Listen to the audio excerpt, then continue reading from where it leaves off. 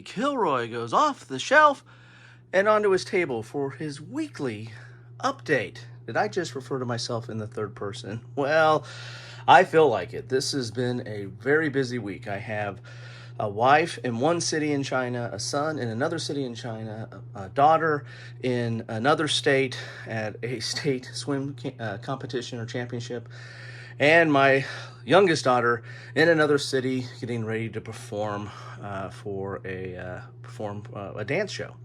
Anyway, and I should be hopefully getting out of here and joining her soon. But that's not the weekly update you wanted. You wanted to know what I covered this week. Well, this week was Napoleonic week.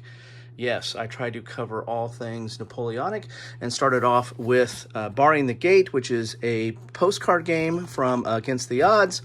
A very small, self-contained type game, but you can also get die-cut counters to go along with it. Check that out, and I'll put a link to everything that I've covered in the description of this video for your convenience. I went to an oldie but a goodie, Arcola, and this is part of the campaigns of Napoleon system, which has kind of done some different scales over time, but it was created by Kevin Zucker back in I believe in the 80s. It might have been the late 70s, but at least the late 70s, early 80s, and has branched out into several other systems, or several other games, I should say, and you should see another one shortly. Then I went solo and went to Field Commander Napoleon, the Napoleonic solitaire strategy game. This is from DVG.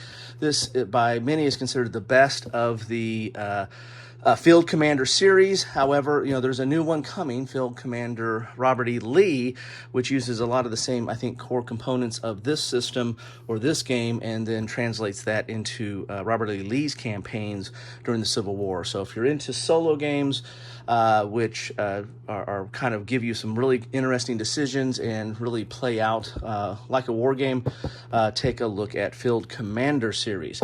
Then I went to the books.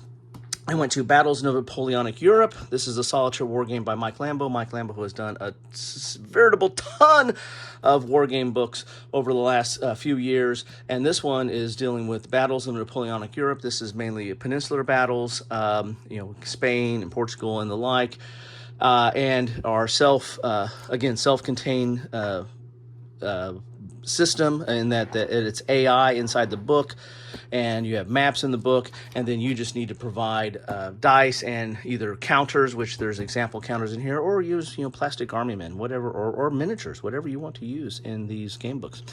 Then I went to Struggles of the Nations, the Struggle of the Nations, the Struggle of Nations. Can I get it right? This is I think it was like in '83. This is, again, part of that Campaigns of Napoleon system by Kevin Zucker. This has the smallest hexes, or usable hexes, and I use usable in quotes, I've ever seen on a map, and has really, really small counters.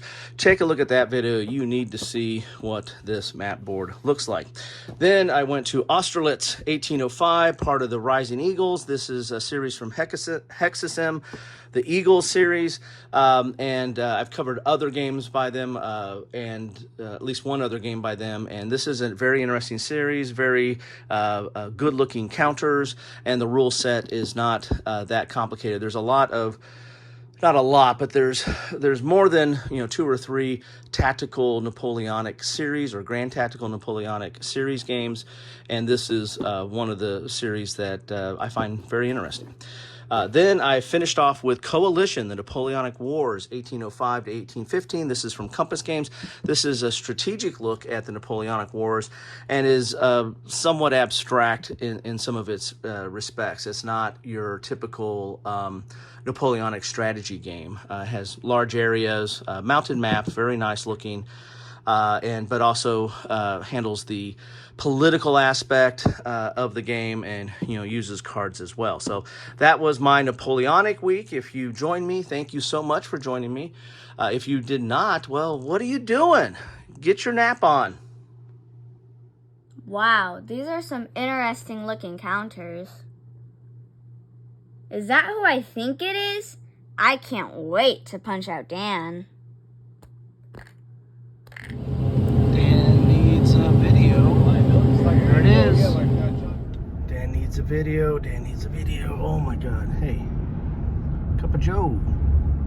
I don't got time for coffee.